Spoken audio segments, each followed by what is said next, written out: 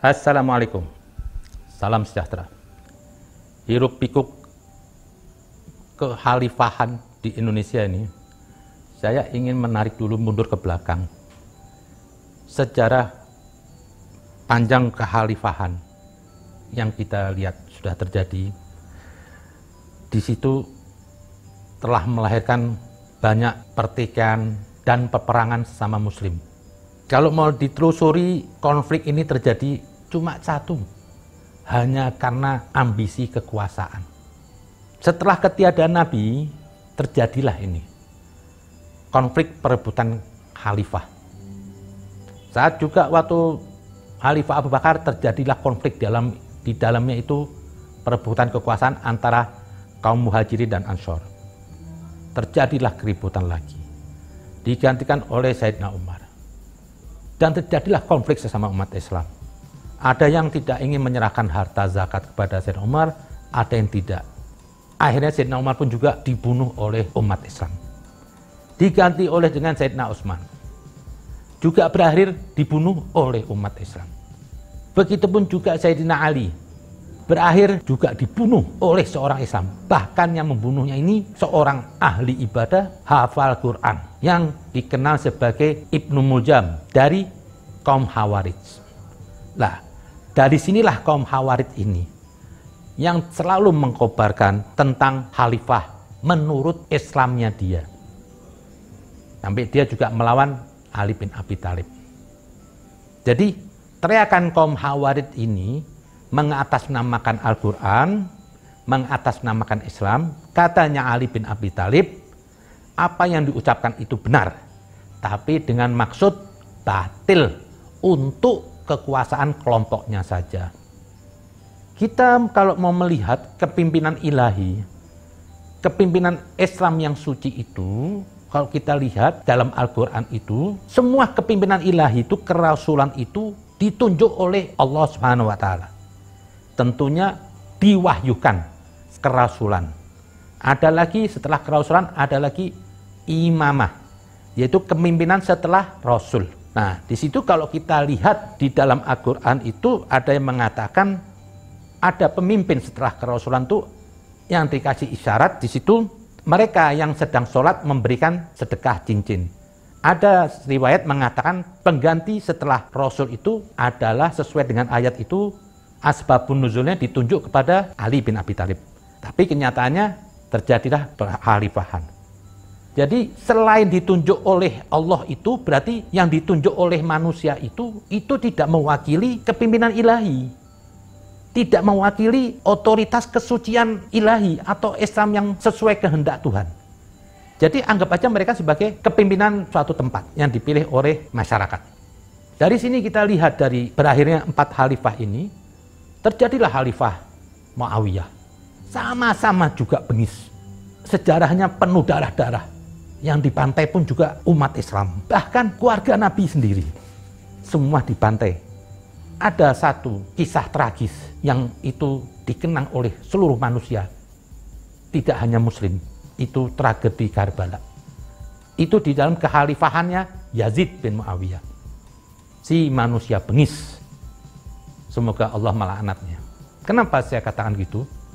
Dia telah membantai cucu Nabi Al-Husain beserta 8 keluarganya di padang Karbala tanpa punya perasaan. Belum lama Nabi kakeknya meninggal. Dan mereka juga mengenal Rasulullah. Tapi di Karbala dibantai itu semua keluarga Nabi sejumlah 18. Dipenggal semua kepalanya. Oleh siapa? Oleh Khalifah. Khalifah Yazid. Setelah Yazid, Muawiyah jatuh, dibantai lagi oleh yang lebih bengis. Bani Abbasiyah. Pun dia juga membantai Bani Muawiyah. Jadi berganti khalifah-khalifah ini saling membantai. Dan dia berakhir dengan pembunuhan, pendarahan sesama umat Islam. Lah, apa yang mau diambil hikmah dari kekhalifahan ini? Kalau kita lihat mau sejarahnya ke belakang itu tidak membawakan keislaman, merusak Islam. Ada yang mengatakan katanya dalam Khalifah Sapa menyebarkan Islam sampai ke daerah luar Timur Tengah. Tapi menyebarkan Islam dengan senjata, dengan ancaman. Ini bukan yang dimau oleh Rasulullah. Jejak Nabi itu tidak hendak ingin menguasai wilayah. Jejak Nabi tidak hendak ingin apa? Menundukkan satu wilayah dengan cara kezaliman, memaksa orang masuk Islam. Tidak ada. Gerak Nabi itu dalam keimanan, Nabi tidak pernah memaksa orang. Makanya di zaman Nabi itu hidup rukun, diterima semua oleh Nabi. Kaum Nasrani, kaum Yahudi, kaum Majusi, dan lain-lainnya. Tapi dalam ada kekhalifahan kedua itu, yang katanya dianggap prestasi, tapi mendudukkan Islam sampai ke Eropa dengan senjata. Ini bukan ajaran Islam. Justru di situ saya lihat apa? Saya ada kecurigaan apa? Mengatasnamakan agama untuk mengambil wilayah orang. Endingnya nanti bisa saja kepentingan kekuasaan. Atau nanti menguasai harta. Nah, khalifah-khalifah ini semua yang terjadi ini apa? Dia menggunakan topeng Islam itu hanya untuk melegitimasi kekuasaannya. Tapi perilakunya itu semuanya iblis. Bukan Islami. Bani Umayyah, Bani Abbasiyah. Nggak ada sebengis itu. Sampai dendamnya Bani Abbas itu terhadap Bani Umayyah yang sama-sama bagi saya ini kepimpinan iblis, itu sampai mereka menggali kuburannya keluarga-keluarga Bani Umayyah. Kalau masih ada yang utuh digantung, itu kebengisan terjadi. Jadi berdarah-darah ini kekhalifahan ini. Lah ini diambil sekarang dikonsumsi oleh kaum Wahabi. Maklum, kan satu-satunya aliran dalam Islam yang bagi saya ini aliran sempalan, yang dia memandang selainnya dia itu kafir. Tapi dengan kacamata pendek dia, kacamata kuda orang Wahabi itu. Jadi Anda mau kasih argumen sebanyak apapun, andaikan pun kalau ada Nabi Muhammad ini hari menasihatin kaum Wahabi, pasti ditolak. Karena mereka sudah didoktrin, jangan dengar omongan siapapun. Jadi orang Wahabi itu biasa, kalau kita ajak dialog, kita seperti ngomong tembok, nggak bakal didengar sama mereka. Mereka tetap, nggak, lu kafir, lu bid'ah. Nah, inilah kaum Wahabi ini. Lah, saya lihat nih kaum Wahabi apa? Reinkarnasi dari kaum Khawarij tadi itu. Yang membantai Ali bin Abi Thalib, mantu Nabi. Sosok yang dimuliakan dalam Al-Quran. Diisyaratkan sebagai pemimpin imamah setelah kepimpinan kerasulan. Yang tadi memberi sedekah. Dibantai juga oleh umat Islam. Nah, disinilah kekhalifahan. Jadi kalau saya lihat khalifah ini apa? Nggak perlu dibilang identik ke Islam. Kenapa? Khalifah ini dipilih orang manusia. Dia tidak boleh mewakili Islam. Memutrakan dirinya sudah Islam itu salah. Kenapa? Dia tidak ditunjuk oleh Tuhan. Kalau emang khalifah mengatasnamakan agama, harus ditunjuk oleh yang maha tahu. Harus ditunjuk oleh yang maha suci. Berarti apa? Kalau yang ditunjuk oleh yang maha suci, berarti apa? Harus suci. Jadi Rasul dan Imam, para Rasul dan Imam itu harus suci. Nggak mungkin Tuhan menyuruh orang pernah korupsi. Nggak mungkin Tuhan menyuruh pemimpin yang dulu lahirnya nggak jelas dari mana. Karena apa? Tidak mungkin suci berkolaborasi dengan manusia yang tidak suci. Jadi khalifah-khalifah ini yang dibawa oleh gerbong-gerbong Wahabi itu, Anda tidak usah merasa mewakili Tuhan, mewakili Islam. Islam Anda tuh jauh, belum tentu sesuai dengan kehendak Tuhan. Nah ini yang saya perhatikan, yang keluar-keluar cuma Wahabi nih, pasukan jenggot. Jenggot dirawat, tapi otaknya nggak pernah dirawat. Kita lihat yang ada sekarang terjadi. Nggak ada dari NU teriak-teriak khilafah, Muhammadiyah nggak ada. Ini aja, gerombolan orang anak kemarin sore, yang datang dari Arab Saudi ini, yang berbau Wahabi, yang sini sudah Islam. Ingin menjajah negara yang sudah Islam. Nah, inilah sejarahnya khilafah ini. Tidak ada satu hikmah yang bisa diambil dari khilafah. Semuanya pembantaian, pendarahan, kezaliman, hanya untuk apa? Meraih kekuasaan. Muawiyah, bengis. Anaknya Yazid, bengis. Diganti Abbasiyah ini lebih bengis. Jadi pemimpin ini semua sejarah setelah Nabi meninggal ini dipimpin oleh penguasa-penguasa zalim yang bertopeng khilafah atas nama agama. Jadi agama hanya dimanfaatkan. Lah ini hari juga ada yang memanfaatkan agama, identitas agama untuk cari penguasaan. Ya kita sebut aja lah gerombolannya Anies. Ini sama saja mendompleng agama, agama dijadiin topeng atau agama dijadiin kudang. Yang kemarin saya lihat deklarasi di Bidakara itu, ini agama mau dibuat kuda politik. Yang ngomong itu di Bidakara. Satu, tidak ada yang bisa dijamin keislamannya. Dari mana? Anda punya sertifikat dari Tuhan, Anda sudah benar. Sudah ada wahyu menunjuk gerombolan Bidakara kemarin itu sebagai wakil Tuhan, sebagai Islam. Enggak. Jadi nggak usah Anda beratribut Islam supaya Anda kenal Islami hanya untuk apa? Mengelabui orang-orang bodoh. Supaya ikut Anda dan nanti untuk mendukung penguasa Anda pikir. Lah inilah yang terjadi nih, khilafah-khilafah iblis semuanya, saya bilang. Bukan Islam. Nah, dari gerakan ini ingin diadopsi oleh orang Wahabi yang ada di sini. Kemarin kita lihat gerombolan pakai baju hijau, putih. Saya yang orang Arab aja malu. Ini kok Arab-Arab pesek pada hobi pakai long dress. Saya ini etis Arab loh. Malu pakai baju itu jalan-jalan. Tapi saya perhatiin orang-orang di sini kok gampang digoblok-goblokin. Dan saya yakin apa? Kemarin yang ikut khulafah ini orang-orang goblok. Makanya dia bisa hidup di kampung-kampung. Ini kalau Nabi ada, ketawa. Islam apa yang begini? Kita bersyukurlah kerja pemerintah telah membongkar ini semuanya.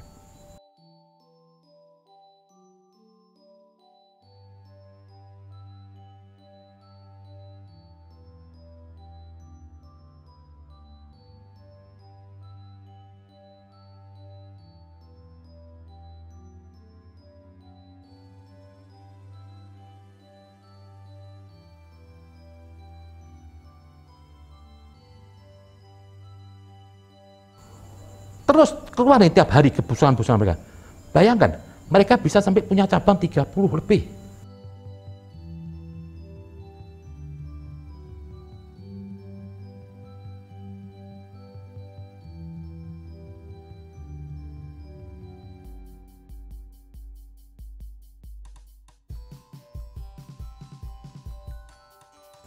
Ini berarti apa?